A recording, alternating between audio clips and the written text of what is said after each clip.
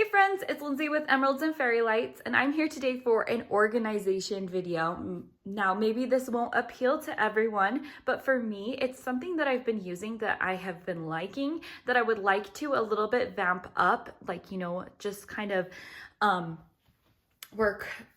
make it a little bit more accessible for myself.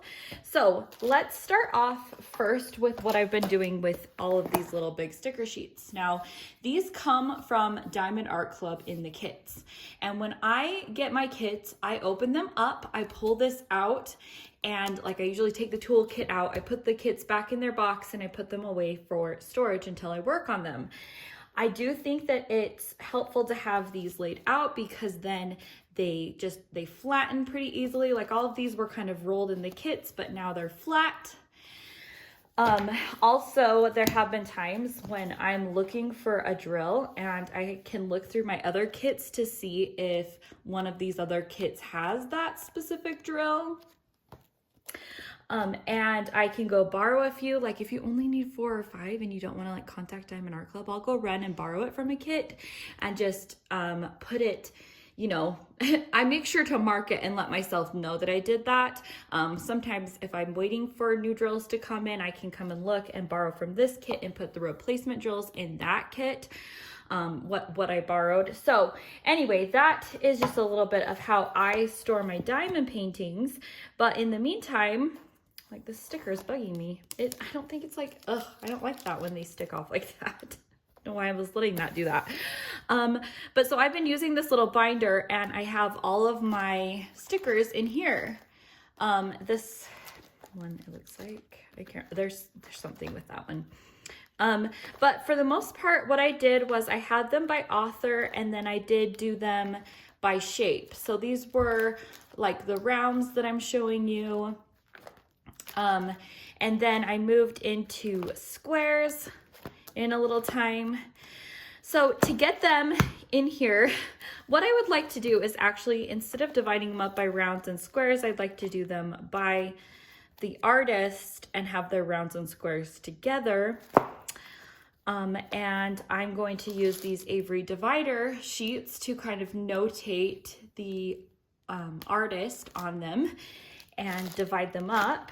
And then what I do use in my binders, I use just this mini binder. They're like 8 by 5.5 inches, I believe.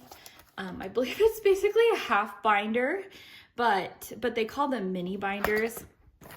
I use these mini sheet protectors. This one, I'll link all these supplies below, but just I get off of Amazon.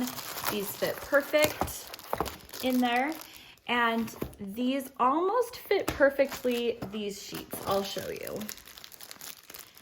They almost do, but not quite.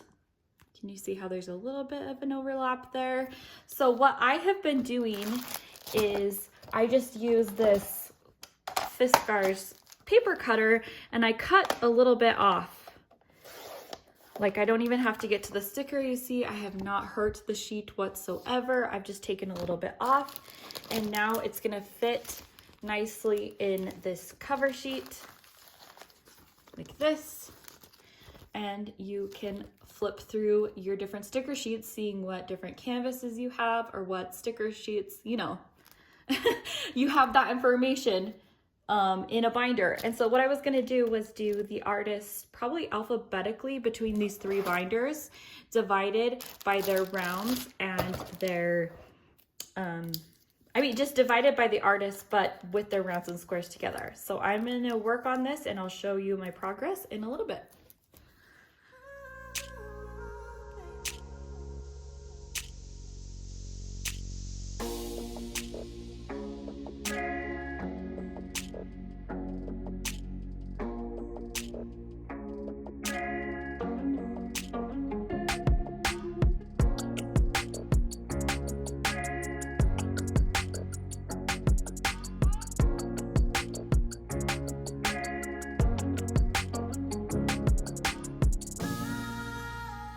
Okay friends, so I've organized those all into these binders. I'll show you.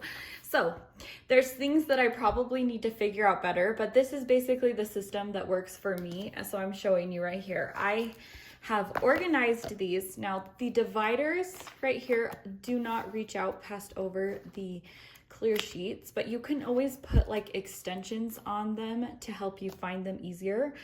I'm not quite labeling them yet because I still have many sticker sheets to go through and add before I start putting in some permanent like names, just because I'd like everything to be alphabetical.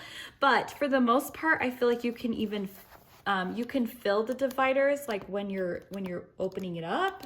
So it's not that big of an issue. But you can see here I have Jasmine Beckett Griffith. Then I move on to Marilyn Kazanov. I've got Dominic Davison, which I have a ton of his stuff, so obviously this is not the only thing. I've got Ivy Dolamore, and then we move on to Ina Morte. Just kind of like that. I did this one all the way through Hannah Lynn, and then I started this one at Mandy Manzano.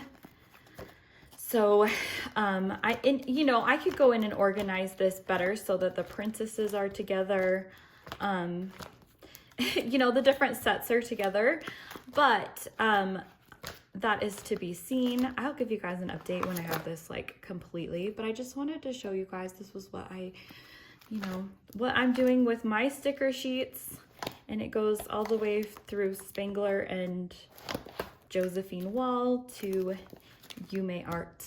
So let me know what you guys think. I'm obviously going to write on these binders and let myself know what artists are in each binder. And I really do find it helpful, just like I said, when I'm looking through for a specific DMC, or I'm looking, just kind of seeing what paintings that I do actually have to work on. So this very last one, I did all of my artists that are just kind of like one off, that I have maybe 1 or 2 paintings of. And I'm not gonna make a whole tab for each artist yet.